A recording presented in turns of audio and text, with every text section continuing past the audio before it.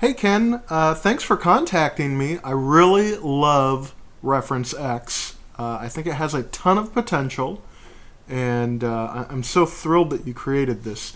I do have a number of things that I'd like to see updated in the app, and if they're possible, I'd love to see them. If not, I understand, but here's a couple things that I think could help to improve the application.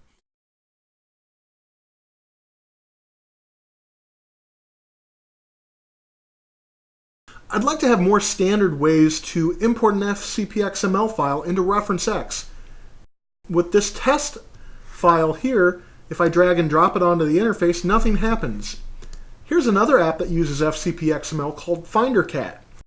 If I drag and drop the FCP XML onto that, it opens the file. I'd also like to be able to drag and drop an FCP XML file onto the Finder icon for ReferenceX and have it open. If I do that currently, nothing happens. If I do the same thing and drag it and drop it onto the FinderCat icon, it opens that FCP XML. So I'd like to have the same functionality in ReferenceX.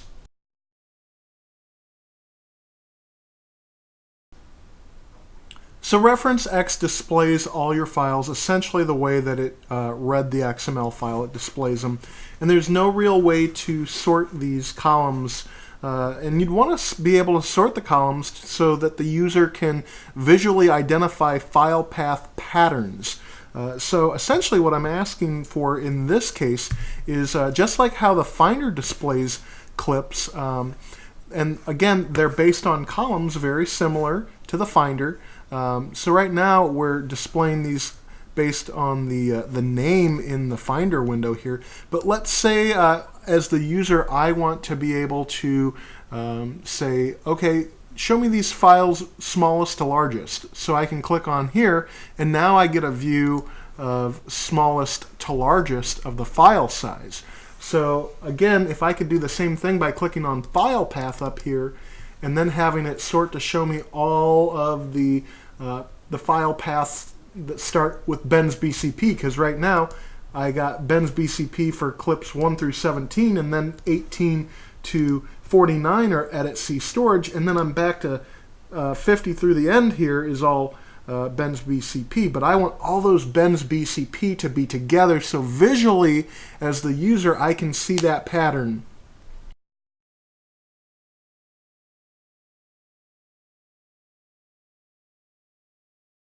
The next thing that would build off of that is to give the user the ability to select files on an individual basis. So jumping back to the Finder, I can select files on an individual basis here. If I hold down the Command key, I can select non-contiguous clips. And if I hold down the Shift key, I can select contiguous clips. I want to be able to do the same thing in ReferenceX. So then, let's say I only wanted to copy clips 18 through 49 here because they're on a drive that's not Ben's BCP. I want to copy these clips to Ben's BCP. So by selecting Shift, I could click on file 18 here and get a selection that would be 18 through 49 here. And then visually in the user interface, add a button where I could click that says, hey, copy these clips. Maybe just a checkbox, so you'd have a column that says select files to copy. And when you click the checkbox in that column, it would tell ReferenceX that, hey, these are the specific files that the user wants to copy. So building off that last thought, once we've made a selection, what if we want to invert our selection? It would be great to have a invert selection button maybe up here near the top of the user interface or somewhere that would allow a user to basically select everything that is the inverse of what they've selected. So for example's sake in the Finder, let's say I have selected these 3 clips that have Osmo in the file name, but actually those are the clips that I don't want to copy. I actually want to copy all these clips that have FS7 in the file name.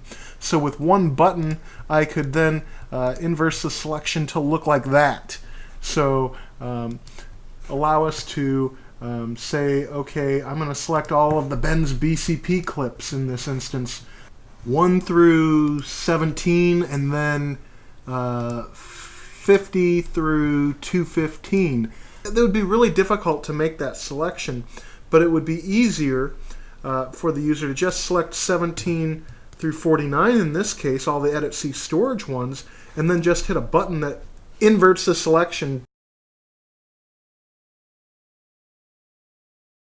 I've got really long path names for some of my files. So one of the things that I'm running into is I can't slide this this column view to be wide enough to see the entire path. I'm not sure why that is, but I'd like to be able to see the entire path there. I've tried pulling on the other tabs and or the other column tabs, I should say, and I've got only so much room for each path. So I'd like to be able to have as much room for the path as necessary so I can view all of that. At this point, if I'm ready to copy, I can just go ahead and say copy. And I am going to create a folder here and call it clips. And we'll go ahead and hit choose. And so right out of the gate, I can hear my hard drives copying the footage, but I have no visual indication of what is happening here, and that's kind of problematic to the user because they kind of really don't know what's going on. I can see that it's building this structure out where I had requested the clips be copied to. And so I'd like to see maybe down here in this bar, or maybe another window that you could pop up to see exactly what file is currently being copied. That way I know what's going on. So there's a number of ways you could do that. Visually, my guess would be to put it down here in this bar right here. Another thing is you could have like a status bar color indicator behind the file name, so you could see, oh, that's the one, or have like a flyout window that you can click on a button and it pops up another window that shows you all the files and it shows you which one is currently copying. Now here's another thing. It got done with the first file, as I can see down here in the lower left part of the interface, but the user interface up here does not indicate that this file here has been copied. So if I go over here, I can see that this is the file that's been copied, and so this was the one that starts with 9849, and if I use Quick Look, I can go ahead and see the footage right here, and I can play it back in the Finder, and everything's great there. But this 9849 file does not have a copied status indicator light turned on, so again, the user has no idea exactly what is done. Again, not a huge deal, but just something that could help make the app a little more obvious to the users in terms of what's going on.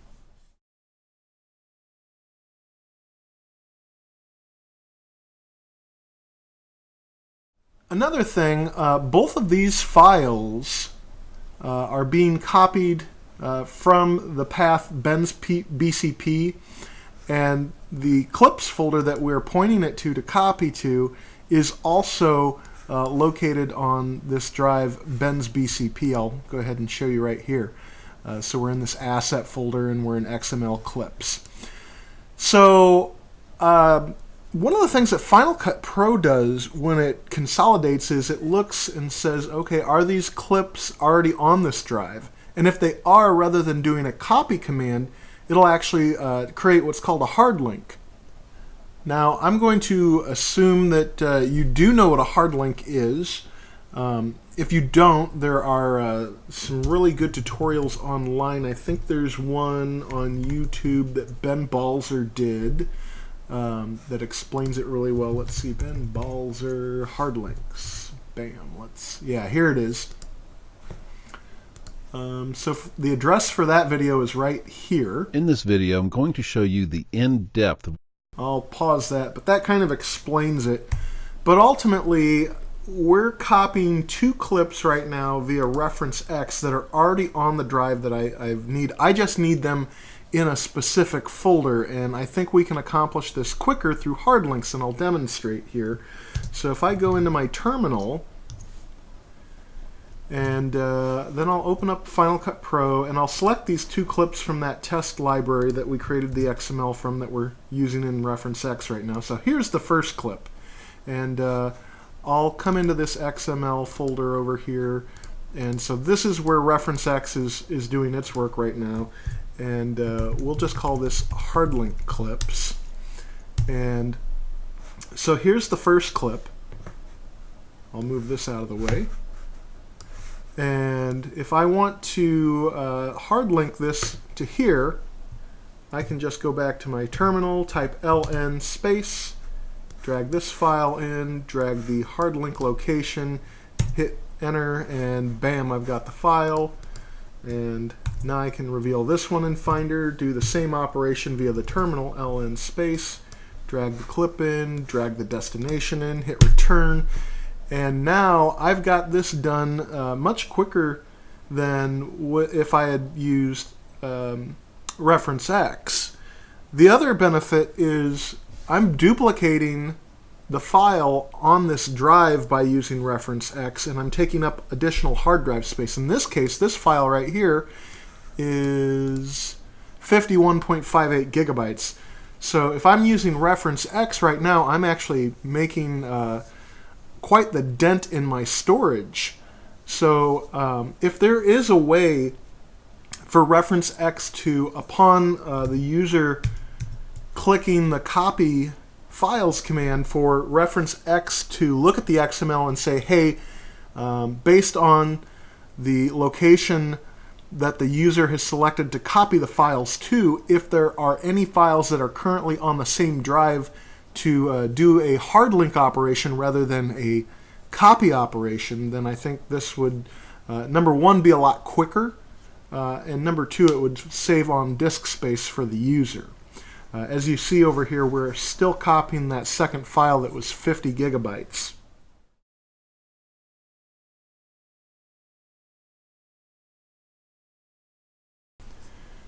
Alright, so I just skipped ahead here to where the second file was completed. I like that I got the copy is finished notification. That is very handy. So I want to move on to an XML from an actual project that I was working on. So here is that XML, and I'll open that. Now, this is a fairly large XML. And so right out of the gate, if I try and hit copy, it won't bring up the dialog box that lets the user define where they're going to copy the files to. I'm not sure why that is. Potentially Reference X is still parsing this XML. There are quite a bit of clips here, 215 in this instance. I'd like to be able to understand why that is the case. Is this potentially a bug just with my XML? We'd want to be able to know when this thing is ready. And I noticed before down here in the lower left it would say like command is ready or something along those lines. But at this point, this has been at least 20 seconds, and it seems to be a fairly long time for the app to be ready for a command. So let me try this again by just quitting out of Reference X. I'll reopen it, and I'll go ahead and select an XML file, and it's this one right here. I'll go ahead and make it most of the screen here. And again, it still says select the FCP XML file down here.